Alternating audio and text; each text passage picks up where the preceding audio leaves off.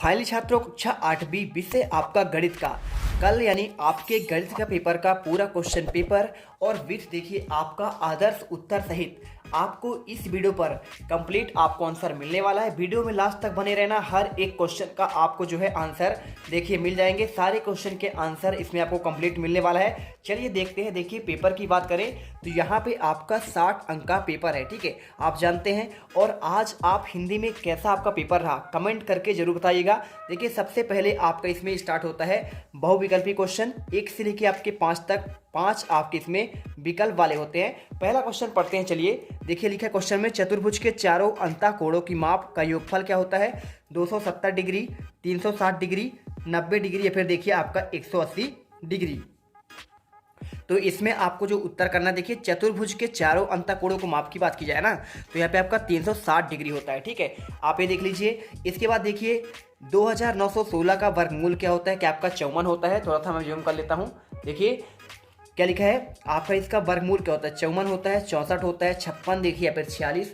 आपको सिंपल तरीके से आपको जो आंसर करना है यहाँ पे आपका देखिए कितना, आपका देखिए 4 का करेंगे तो 4 चौको 16 और आप इसे करेंगे हल तो बिल्कुल आपका 54 का आपका जो वर्गमूल होता है ना वो आपका 29, 16 का वर्गमूल आपका 54 निकलेगा, ठीक है। इसके बाद देखिए त्रिविमीय आकृति का उदाहरण कौन सा है? क्या वृत्त है, घनाभ है, त्रिभुज है या फिर देखिए आपका चतुर्भुज है? तो अगर मैं देखिए अगर मैं इसके आंसर की बात करूं तो त्रिविमीय आकृति जो होता है, वृत्त होता है ना आपका 2D होता है यानी 2 डायमेंशनल होता है ना, और द्विविमीय होता है। लेकिन घनाभ आपका देखिए यहाँ पे त्रिभुज, चतुर्भुज ये आपके देखिए कागज पर बनाए जाते हैं। तो जो आपका कागज पर बनता है आपका 2D होता है यानी द्विविमीय।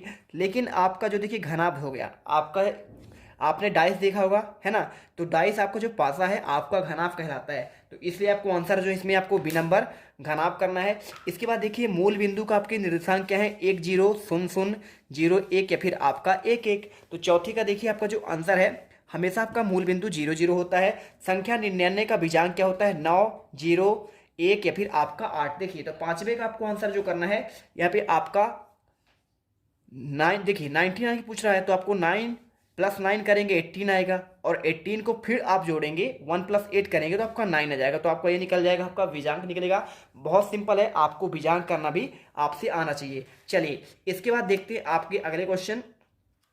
तो देखिए आपका जो अगला क्वेश्चन आता है इसमें रिक्त स्थान वाले क्वेश्चन आते हैं। यहाँ से आपको जो क्वेश्चन दिए गए हैं 6 से 10 तक, ये आपके 5 नंबर के आपको इसमें आते हैं। देखिए एक सिक्के को उछालने पर पट यानी टेल आने की प्रक्रिया क्या होती है? देखिए अगर आपने आंसर नहीं देखा है ऑब्जेक्टिव का पूरे 5 तक का, तो देखिए आपको ये रहा। पहले का आंसर आपका है 360 डिग्री, दूसरे का आंसर आपको मिल जाएगा 54 मिल जाएगा, तीसरे का आंसर आपको मिलेगा घनाभ, चौथे का आंसर 0 0 और पांचवे का आंसर आपका 9, ठीक है। तो आप देख कर लीजिएगा। इसके बाद एक सिक्के उछालने पर पट आने की प्रक्रिया पूछा गया है। तो देखिए सिंपल सा आपका है यहाँ पे, इसमें आपको करना क्या है? देखिए आपका जो सिक्का होता है, सिक्का में आपका एक साइड हेड होता है और एक साइड आपका टेल होता है। अब यहाँ पे पूछा क्या है आपका पट, है ना, यानी आपका टेल की बात कर रहा है। तो टेल अब आएगा। अब टोटल देखिए कितने हैं, टोटल आपके 2 हैं तो 2 आपका नीचे होगा। और पूछा टेल का तो टेल आपका 1 है। तो यहाँ पे देखिए टोटल आपकी संभावित, देखिए आपका कुल तो कितना है 2 हो गया, है ना, सिक्के के आपके 2 आपके हो गए प्रायिकता। और इसमें आपका जो पूछा क्या गया टेल का यानी 1 का, तो 1/2 आपका आंसर आएगा। यहाँ पे आप जो है 1/2 आंसर कर दीजिएगा, ठीक है। इसके बाद देखिए अंकित मूल्य 100 रुपये वाली एक वस्तु 80 में बेची जाती है तो उसका बट्टा कितना होगा? भाई 100 रुपये था, 80 रुपये में बेचा गया, मतलब 20% आपका देखिए इसमें आपका क्या है आपका बट्टा हो जाएगा, यानी 20 रुपये बट्टा काटा गया इसमें। तो आपको 20 करना है।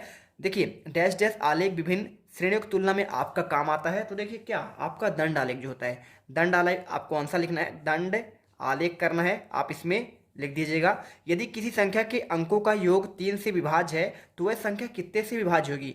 भाई अगर किसी संख्या में आपको देखिए क्या पूछ रहा है, कोई संख्या अंकों का योग अगर 3 से है तो किसका विभाज्य होगा? आपका 3 का ही होगा, ठीक है। आप ये जान लीजिए अगर 3 है तो आपका पक्का वो 3 से विभाज्य हो जाएगा। इसके बाद देखिए समबाहुभुज के प्रत्येक बाह्य कोण की माप कितनी होती है जिसके आपके भुजाएं न हो? अब सिंपल सी बात है, देखिए 360 पूरा, अगर भुजा की बात करें आपका होगा 360 होगा बाह्य कोण का मान। और इसमें आप 9 भुजाएं हो तो क्या करेंगे आप भाग देंगे, 9 चौको 36 और 0 आपका हो जाएगा, यानी 40 डिग्री आपका हो जाएगा। क्या हो जाएगा? माप कितना हो जाएगा? 40 आपका डिग्री होगा, ठीक है। इसके बाद देखिए अति लघुत्तरी क्वेश्चन आते हैं। इसमें अगर देखिए इन क्वेश्चन के अगर मैं आंसर की बात करूं तो आपका ये रहा पूरा इन क्वेश्चन का आंसर। आप देखिए ये रहा आपके सभी के आंसर। ठीक है, आप इनके देख सकते हैं पूरे छठा, सातवां, आठवां और नौवां, 10वां का आंसर मिल गया। इसके बाद क्वेश्चन 11वां, एक बहुभुज का प्रत्येक अंतःकोण 108 डिग्री है तो इसकी भुजाओं की संख्या क्या होगी। अब देखिए अगर मैं इसके आंसर की बात करूं तो यहाँ पे आंसर कैसे करना है, आपको लिखना पड़ेगा। देखिए समबाहुभुज का प्रत्येक अंतःकोण 108 डिग्री है, तब बाह्य कोण का आपका देखिए क्या हो जाएगा, 180 में 108 माइनस करेंगे आपका 72 डिग्री आएगा। अब देखिए इसमें पूछा गया है आपका, देखिए तो भुजाओं की संख्या पूछा गया इसमें, तो आप कोण तो उतना आ गया है आपका कितना, 72 डिग्री। अब जब भुजाओं की संख्या ज्ञात करेंगे तो 360 में क्या करेंगे, 72 का भाग दे देंगे तो 5 आएगा। तो आपका इसका कितना हो जाएगा, भुजाओं की संख्या आपका इसमें 5 हो जाएगी। तो आप इसमें आंसर 5 करेंगे। देखिए पूरा आंसर आपको ऐसे करना है। ठीक है, देख लीजिए और अच्छे से लिख लीजिए। इसके बाद देखते हैं क्वेश्चन 12वां, सरल कीजिए और उत्तर को धनात्मक घातांक के रूप में लिखिए। -2 की पावर आपका 7, -2 की पावर आपका -10। अब देखिए इसे कैसे हल करना है। यहाँ पे आपको जो इसे हल करना है, यहाँ पे आपको सिंपल तरीके से आपको देखिए ये क्वेश्चन का आंसर रहा। तो पहले वाले का आंसर देखिए आपको ये दिया गया है, आप इसे अच्छे से देख लो और इन्हें पूरा हल कर लो। देखिए आपका यह आ जाएगा आंसर 1/2, -2 और पावर उसकी 3 है। दूसरे का आंसर देखिए आपको यहाँ पे ये वाला हो गया। इसमें आप कैसे करेंगे, 5 की घात 7 और भागे 5 की घात 3। अब इसे हल करेंगे देखिए तो 5, जब आपका देखिए यहाँ पे आधार समान होता है तो आपका घात माइनस हो जाता है। ठीक है, आपका ये घातांक का नियम होता है। इसमें 5 की घात आपका 4 आंसर निकल कर यहाँ पे आ जाएगा। इसके बाद देखते हैं क्वेश्चन 13वां, धातु के एक 3 मीटर लंबे पाइप का भार 7.3 किलोग्राम है तो उसी प्रकार 7.8 मीटर लंबे पाइप का भार क्या होगा। अब देखिए क्वेश्चन जो आपको 13वां हल करना है, कैसे हल करेंगे इसे करने का सबसे सिंपल तरीका देखिए, अगर आपको यहाँ पे इसका PDF चाहिए तो आपको इस वीडियो के कमेंट बॉक्स में एक टेलीग्राम का लिंक दिया है, जल्दी से जाकर टेलीग्राम ज्वाइन कर लो। वहीं पर आपको हर एक वीडियो का सोल्यूशन आपको मिल जाता है टाइम से पहले। ठीक है, तो कर लेना। ठीक है, चलिए इसके बाद आपको दिखाते हैं आपको ये वाले का आंसर। तो इसका देखिए आपको आंसर जो है मिल जाएगा यहाँ पे क्वेश्चन नंबर 13 का आंसर। तो 13वां का आंसर देखिए आपको ये रहा, पाइप की लंबाई देखिए दिया है आपका 3 और भार कितना दिया है आपका 7.3। अब देखिए इसमें आपको दूसरे वाले का दिया है आपका यहाँ पे 7.8 दिया है। अब उसका भार क्या होगा, लंबाई दे दिया है। अब इसमें हल करने के लिए क्या करना पड़ेगा, अनुक्रमानुपाती विचरण आपको x1/y1 बराबर x2/y2 करना है। इसके बाद आगे आपको देखिए आपको यहाँ पे यह हल कर देना है। तो आपका देखिए मल्टीप्लाई हो जाएगा, 3 का गुणा 22 हो जाएगा तो आपका देखिए ये हो गया, इसका इन दोनों गुणा हो जाएगा 18.98, यानी आपका बाई का मान आपका kg 18.98। ठीक है, आपको आंसर यहाँ पे सिंपल सा कर देना है 18.98 आपका इसका kg आंसर आएगा और लिखना पूरा आपको ऐसा ही है। ठीक है, क्वेश्चन देखते हैं आपका 14 नंबर, यदि 18 श्रमिक किसी दीवार को 48 घंटे में निर्मित कर सकते हैं तो इस कार्य को 27 घंटे में पूरा करने के लिए कितने श्रमिकों की आवश्यकता होगी, आपको बताना है। तो देखिए आपको इसमें जो है, इसमें आपको करना है, यदि 18 श्रमिक किसी दीवार को 48 घंटे में निर्मित कर सकते हैं तो इस कार्य को 27 घंटे में पूरा करने के लिए कितने श्रमिकों की आवश्यकता होगी। देखिए घंटों की संख्या आपका 48 है और देखिए इसमें क्या है, और उसी प्रकार आपका इसमें 72 है। अब इसमें श्रमिकों की संख्या जब 18 है तो दूसरे वाले का आपका बाई कितना होगा। ठीक है, कितने श्रमिकों की आवश्यकता पड़ेगी। तो इसे हल करने के लिए देखिए आपको यहाँ पे आपको यहाँ पे हल करना पड़ेगा, x1 और गुणे y1 बराबर x2 गुणे y2। अब देखिए 48, x1 का मान क्या है आपका ये हो गया, और आपका देखिए y1 का मान ये है, y2 का मान ये है, देखिए आपका ये हो गया। ठीक है, x2 का मान ये और आपका y2 का मान ये मान रखेंगे तो आपका देखिए 48 गुणा 18, 72, 18 को 72 कट जाएगा और 72 जब कटेगा देखिए 18 को और 4 गुणा 48 में जाएगा तो 12 को 48, आपका 12 देखिए बाई बराबर 12 श्रमिकों की आवश्यकता होगी। आपको उत्तर लिखना है। क्वेश्चन नंबर देखिए आपका यहाँ पे 15वां क्या आता है, यहाँ पे ये आपका देखो किसका निकल गया, आपका 14 नंबर निकल गया। ठीक है, अब देखिए 15वां, 3x का स्क्वायर प्लस आपका 5x प्लस आपका 3, इसका आपको गुणा सूत्र आपका तिर्यक विधि से आपका लिखना है। कैसे लिखेंगे देखिए सिंपल तरीके से आपको बताता हूँ मैं आंसर आपको इसमें। यहाँ पे देखिए आपको यहाँ पे 3x का स्क्वायर प्लस 5x प्लस आपका 3 गुणे x square plus 3x plus आपका 1, इसे हल करना है। और आगे देखिए 6 का आपका x का फोर्थ, 5x का क्यूब, 3x स्क्वायर, 9x का क्यूब, 15x स्क्वायर, 9x, इसे हल करेंगे तो आपको देखिए आंसर आपको ये पूरा मिल जाएगा। ठीक है, तो आपको देखिए ये आपको उत्तर मिल गया, इसमें आप अच्छे से देख लो और इसे लिख लो। ठीक है, चलिए इसको लिख लीजिए। अब इसके बाद देखिए आपका यहाँ पे क्वेश्चन 16 आता है, सूत्र एकाधिकेन पूर्वेण के प्रयोग से आपको ज्ञात करना है, 85 का आपका वर्ग ज्ञात करना है। कैसे ज्ञात करेंगे देखिए आपको यहाँ पे बताता हूँ। ये देखिए आपका 16 नंबर का आपको आंसर आपको इसको लिखना पड़ेगा। इसे आपको देखिए लिखना है 72 ये आपका देखिए पहले आपको उत्तर का वाया पक्ष लिखना है। दहाई का अंक गुणे दहाई के अंक का एकाधिक, 8 9 72 हो जाएगा। देखिए लास्ट आपका पचम 25 आ गया और 8 में से 1 बढ़ाएंगे तो 9 हो जाएगा। 9 8 72, तो 72 25 का आंसर आएगा। और आपको देखिए इसमें आपको ये पद भी आपको लिखने पड़ेंगे। उत्तर का दायां भाग 5 गुणे 5 यानी 25 आ जाएगा। तो सिंपल सा आपको आंसर करना है। इसके बाद देखिए आपका जो यहाँ पे दिया गया है 17वां, देखिए क्या दिया गया है आपको, इसमें 3 अंक मिलेंगे, 3 6 18। तो देखिए आपको ये क्वेश्चन जो है आपको 17वां दिया गया है, आपको यहाँ पे दिखाते हैं। ये रहा क्वेश्चन, इसमें आपको कैसे हल करना है। इस क्वेश्चन को हल करने के लिए देखिए आपको सिंपल तरीके से यहाँ पे आपको ये जाना पड़ेगा। इस क्वेश्चन को हल कर लो। 7/5 गुणे -2 का बटे 12 और 7, देखिए 7/5 गुणे 5/12। अब जब इसे हल करेंगे देखिए तो क्या करना पड़ेगा आपको, 7 और 5, 7/5 दोनों में आपका कॉमन निकल जाएगा और -2/12 ये हो गया और यहाँ पे प्लस का चिन्ह लगा है तो 5/12। अब देखिए दोनों का आधार समान है तो -2 प्लस आपका 5 हो जाएगा। ये देखिए जब आपका समान होते हैं तो ऊपर आपका हर आपका जो अंश है जुड़ जाता है। तो 7/5 और दोनों जुड़ गया। 5 में से 2 जाएगा तो आपका 3 बचेगा, 3/12। अब देखिए 7 × 21 और 12 × 5 = 60। अब इसे काट भी सकते हैं। अब देखिए 3 से कट जाएगा, देखिए आपका नीचे भी कट जाएगा। 7 × 3 3 से 3 7 21 और 20 × 60 यानी 7/20 आपका आंसर निकल कर यहाँ पे आ जाता है। सिंपल सा आपको क्वेश्चन का आंसर था। और इसके बाद देखिए आपका जो है यहाँ पे आता है कौन सा क्वेश्चन, 18वां।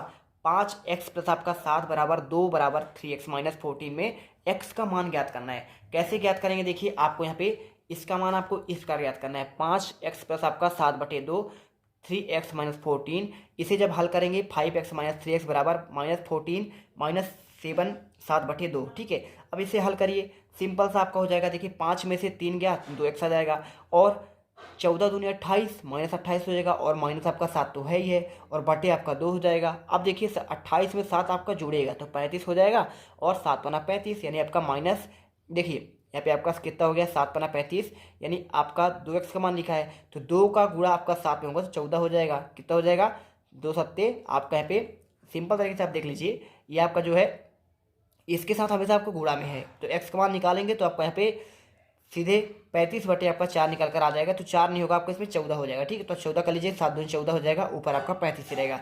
तो आप ये उत्तर करिए। इसके बाद एक थैले में 5 लाल गेंदे और 3 पीली गेंदे हैं तो थैले के अंदर बिना देखे आपके लाल गेंद प्राप्त करने की प्राप्यता क्या होगी। इसको आपको हल करने के लिए देखिए आपको कुल गेंद 5 + 3 आपका 8 गेंदे हैं और लाल गेंद प्राप्त करने की पूछा गया तो 5। देखिए प्राप्यता बराबर होता है लाल गेंद की प्राप्यता बटे लाल गेंद की संख्या बटे कुल गेंद। अब आपको 5/8 यहाँ पे निकल कर आंसर आ जाएगा। ठीक है, तो आप आंसर कर लीजिए। इसके बाद देखते हैं, देखिए आपका यहाँ पे नेक्स्ट क्वेश्चन आपका जो आता है वो आपका ये रहा। इसमें देखिए क्या पूछा गया है, 20वां क्वेश्चन। किसी वर्गाकार पार्क का 625 आपका जो है क्या है इसमें मीटर है तो इस पार्क का किनारा को आपको ज्ञात करना है। तो 20वीं का अगर मैं आंसर की बात करूं तो देखिए आपको आंसर लिखना पड़ेगा। वर्गाकार पार्क का क्षेत्रफल आपका ये दिया गया है, भुजा 625 है। देखिए 625 आपका जो कटेगा ना वो 25 का आपका वर्ग होता है यानी ए बराबर आपका 25 निकल जाएगा। बस वर्गाकार भुजा की पार्क आपका 25 मीटर आंसर आ जाएगा। सिंपल सा है। इसके बाद देखिए अभाज्य गुणनखंड के द्वारा आपका 27,000 का घनमूल ज्ञात करना है। अब देखिए घनमूल ज्ञात करना भी बहुत आसान होता है। कैसे करेंगे, 2 से काटिए आपका 13,500 हो जाएगा। अब इस एक बार और 2 से काटिए तो 6,750 आएगा और एक बार और काटेंगे देखिए आपको यहाँ पे 3,375। इसके बाद 2 से कटेगा नहीं। अब आपका 3 से काट लीजिए 1125, फिर 3 से काटेंगे 375 बार आएगा। 3 से काटेंगे 125 यानी 375 और 25 पंच 125 और 55 25 आपका 5 एक कम 5 ही कट गया। देखिए आपको यहाँ पे जोड़ा बनाना पड़ता है तो एक इससे निकल गया 2, एक देखिए 2 कितने हैं 1 2 3। ठीक है, तो यहाँ पे आपका घनमूल है तो आपको 3 का जोड़ा बनेगा तो 2 आपका निकल गया। 3 आपका 3 बार है एक निकल गया। 5 आपका 3 बार है एक निकल गया। 2 3 6 और 6 पंचे 30 आपका 3 का घनमूल आपका 30 का घनमूल हो जाएगा। ठीक है, आपको उत्तर लिख देना है। इसके बाद देखिए एक कार इकाई दहाई सैकड़ा हजार 10,000 लाख 5 लाख में खरीदी गई और 8% वार्षिक की दर से मूल्य का अवमूल्यन हो गया तो 1 वर्ष बाद उसका मूल्य क्या रहेगा। अब इसका देखिए अवमूल्यन ज्ञात करने के लिए बहुत सिंपल आपका तरीका क्या है। वर्तमान मूल्य आपका देखिए 5 लाख है और घसारे यानी कि देखिए आपको यहाँ पे 8% आपका हो जाएगा। ठीक है, दर हो जाएगा। समय कितना है आपका 1 वर्ष है। अब 1 वर्ष पूछा गया है तो देखिए आपको यहाँ पे क्या है इसमें लगाना पड़ेगा चक्रवृद्धि ब्याज लगाएंगे और जैसे लगाएंगे तो देखिए आपको आंसर निकल कर क्या जाएगा 100 में से एक जाएगा 100 माइनस 8 यानी आपका 92 हो जाएगा। 92 बटे आपका 100, बाकी आपका सेम रहेगा। अब 2 जीरो जोड़ जीरो काट जाएगा तो देखिए 92 पंचे कितना हो जाएगा 460 और 2 जीरो आपका इधर, 3 जीरो आपका इधर बढ़ जाएगा। तो 4,60,000 रुपये आपका अवमूल्यन होकर यहाँ पे आंसर रह जाएगा। इसके बाद देखिए आपका आता है इसमें दीर्घवृत्तीय क्वेश्चन आते हैं 23 आपके 26 तक आते हैं। तो इसमें देखिए 9y² प्लस आपका yx minus 3x² minus 6y plus आपका देखिए 4x में से 7 माइनस y² का 5x माइनस y, इसे को आपको घटाना है। घटाना कैसे करेंगे? इस घटाने करने के लिए आपको यहाँ पे ये देखिए आपको ऐसे घटाना करना पड़ेगा। 9y² plus yx minus 3x² minus 6y plus आपका 4x में इसे आपको माइनस करना है।